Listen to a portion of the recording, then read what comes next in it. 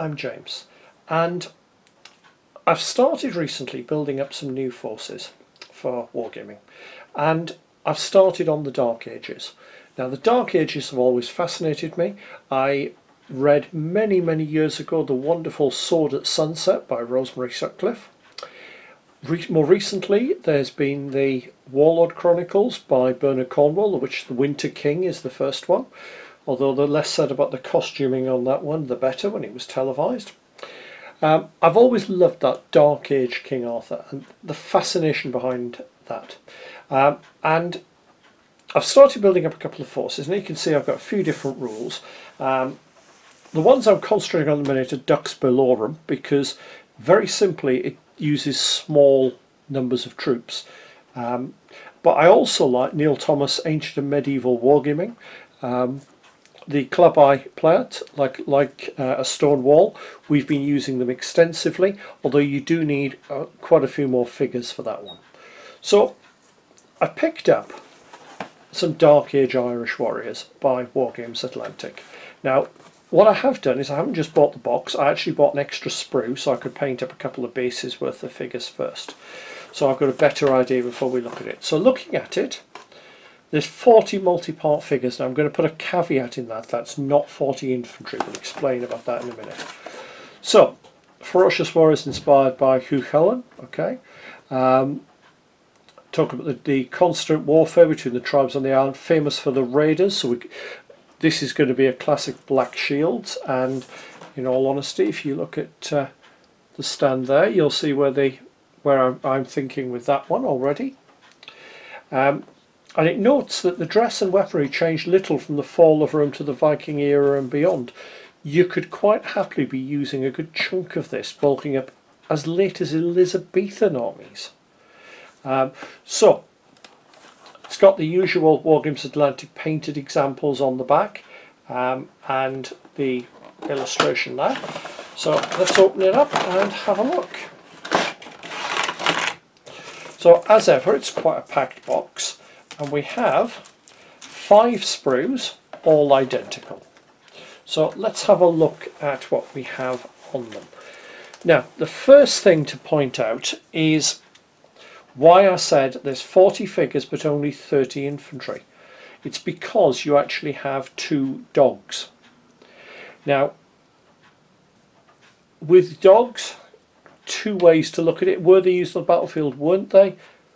I don't know. I'm not enough of a historian with knowledge of that period to be able to say for certain. They certainly feature in Wargames rules. Dux Bellorum lets you add them as a special choice, and the Irish Army can have them. But what you can do is always just put one onto a base basically as an infantry figure, just in the odd 1 or 2. And as you can see there where I've got the noble figure, I just thought that was an ideal one to put it on. I am going to use the dogs. My aim is to do my Arthur figure, and I've got a figure in mind for it. It's going to take parts from quite a few different kits, including the Wargames Atlantic Goths, because there's a lovely fur cloak in there. Artos the Bear, if you're the Rosemary Sutcliffe fan, it's getting used. So I'm kind of thinking he's going to be on the horse with a couple of dogs running alongside him. I think that'll work. So we've got the dogs now. It's worth noting the dogs are only capable of being fitted together one way. It's to stop really odd anatomical poses. Not ideal, but 2 on a base, which is what Daniel Mercy recommends. It's not going to cause any problems. So let's have a look what we get. So as ever with Wargames Atlantic, there are a lot of heads. We've got 1 helmeted head, and then lots of sort of wild, shaggy heads. There's a lovely bare-headed one with a beard, which in fact I used. You can see him there. Not brilliant painting, I know, but I do love that one. I'm going to be honest, the heads are pretty swappable between this range and the Romans and the Goths. I've done some head swaps to get some variety, and they all work nicely. So we got a good good variety there. You've even got some with very sort of shaggy heads at the top there, almost to the point where the hair's sticking up. You've also got, if you're a fantasy fan, I can see that being very helpful, the ram's skull. It's intended to be put on the top of a pole as a banner, but hey, you can use it in a number of different ways. So we've got some small shields then. We've got one sheathed dagger, a sheath for the sword. Now the arms you do have to be careful of. I nearly made a mistake. Some of them got sleeves, some don't, and that becomes significant when we look at the figures. So you've got various spear poses, the overarm, you've got a sword. I like the fact it's got the very sort of typical, I'm not sure what the technical term is, but like the crescent effect with the open end pointing backwards. I do like that. Some more shields, plenty of spears. Spears and javelins, of course, are the most likely weapon for an Irish warrior to carry. Pointy sticks, in fact, probably the most common weapon throughout history. So we've got another sword arm there. This one I think is a bare one, whereas that was sleeved. We've got a sheathed sword. Now if you look at the figures, unusually they've actually got one arm already on the figure. I didn't find that much of a limitation building up one sprue. If you're building a huge army you might get a few problems, but I don't think it's too much of an issue. You've got one oval shield there. We've got two cloaks. They're quite nice. They really do add to the figures. I would actually have liked more, but two should do it nicely. Again, there's going to be a bit of swapping around between some of the kits there, as far as I'm concerned. Now, let's look at the actual figures. We've got two with the sort of the leather jerkin, which is a very Irish one. Those two are probably quite limited for use in other forces, but the other four, they are all definitely usable in other armies, and to be honest, the bulk of them, other than those two, could easily be used for most Dark Age armies. You've got three with the jerkin and the bare legs, and one in trousers there. They are quite nice. I do quite like that. The trousered figure, barefoot, no top, is straight out of the Osprey. I know it was in here. It's basically him. He's even got the knife on the back there. So yeah. So we've got basically one bare chested, two in the leather jerkin, and then you've got three wearing sort of the tunic. So that's a nice mix of figures. So we get 6 large shields, so we're okay for every figure to have a large shield. We've got this shield, and I'll turn it over. It's one of the lovely decorated shields. Let's bring it up on so you can see it a bit better on a painted one. You can see that I've dry brushed it to give it a bit of decoration, and that works nicely in scale. I think that it's a quick, simple way to do that. So you've got that. Now weapon wise, we've got plenty of spears. Down this end we've got 2 shillelaghs, always a nice option. It gives you straight away a very useful weapon. You've got a sling. Slings obviously were very common for the Irish. We've got more small shields. Now these have got no difference as far as I can tell from the other type. I'm not sure if there is a difference. I don't think there is, and in fact that means we've got plenty of those shields, and I'm not sure why we've got quite so many. Don't know. It's probably something I've missed. My eyesight's not up to that perhaps. Then we've got 6 large shields, so you can have a real variety. Plus this small shield with the javelins. I like that one. That's a nice one. We've then got a figure throwing a rock, and surprisingly, it's actually got the sleeve on, so it's not intended for the bare-chested figure. We've got an axeman. We've got another swordsman, this time bare, We've got a pointing arm, which seems to be obligatory across all the ranges, and we've got somebody blowing a horn. So we've got enough on there for, let's say we'll ignore the bare chest for the minute. We can set up a command stand that's got a banner, a musician and a leader, so we can get all of that from it. You've then got the option to have skirmishers.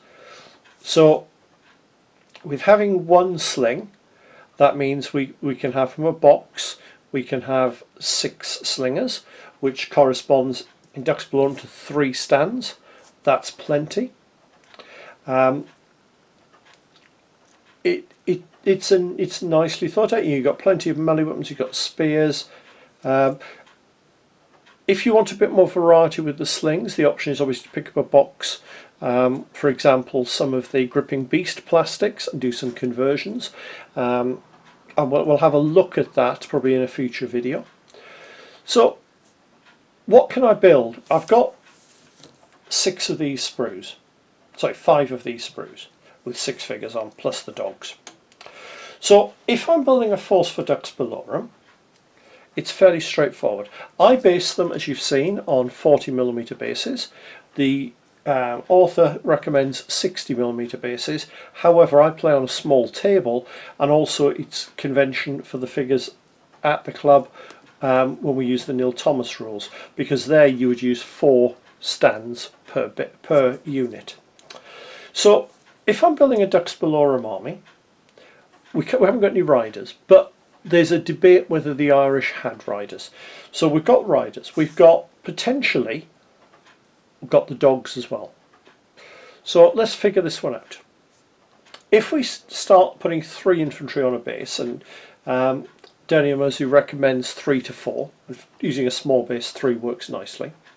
That means I've got enough for 10 bases of infantry. So that would be my companions and 9 warrior stands. Possibly make a couple of them warriors by using the better equipped figures with the helmet and so on, perhaps the decorative shield. They become my nobles. I've then got the ordinary infantry, so I've got effectively, if we pull out the 6 slingers, that means I've got 25. Okay, 25 at 3 to a base is 8 with a figure over, so that's 8 bases. That's an army. That is actually enough for a full army in Dux Bellorum.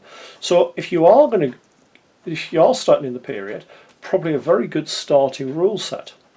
Now, if we go to the Neil Thomas set, there you have the warriors on the bases again, same basing, but we have 4 stands per unit, and we have 8 units in the army. So realistically then, let's include the dogs for the purpose of this, and let's say we put the dogs in. That's effectively 13 bases, give or take. So 13 bases would give me just over 3 units. Realistically, 3 units with some leftover dogs would work. That might look a little bit much on the dogs. That really depends on you. You could even, because they're not covered as a basic force in there, I'd probably use the Picts and modify it to that. You'd be talking needing to pick up probably 4 boxes, and you'd probably want some riders at that. I'm going to have a look at the Gripping Beast Dark Age riders, the Dutch cavalry, and see what I can pull together. So what do I think of the box? Well, it's nicely varied. I wish the left arms had been separate, but they're not, so we are stuck with that. It's going to give you very much the sort of the lower class Irish warriors, but with a smattering of the more noble ones. So I'd like a couple more cloaks, probably a few less of the shields in preference. At least another 1 cloak instead of them. But there's definitely enough on there to build a really varied force.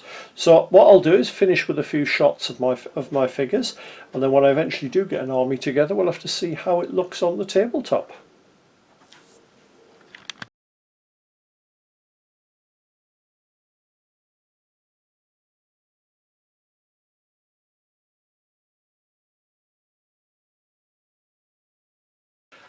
Hopefully you've enjoyed the video. If you have, please click on the like button below so that I know what people like and I know what to make more of. Alternatively, if you've enjoyed it and think you'd like to see more, please click on the subscribe button. That way you get notified by YouTube whenever I bring out a new video. And you never know, there might be something in there that you hadn't considered, because I do cover a variety of things on the channel. And finally, if you have a little bit of cash going, I now have a Patreon account. I'm always looking for patrons, because at the end of the day, let's be perfectly honest, it's a good way for me to get a little bit of money that will use to buy review items or to travel to museums and so on. I don't put a huge amount on that. At the minute, all we've got is one tier charging £1 a month, which just, as I say, helps cover my costs. See you soon.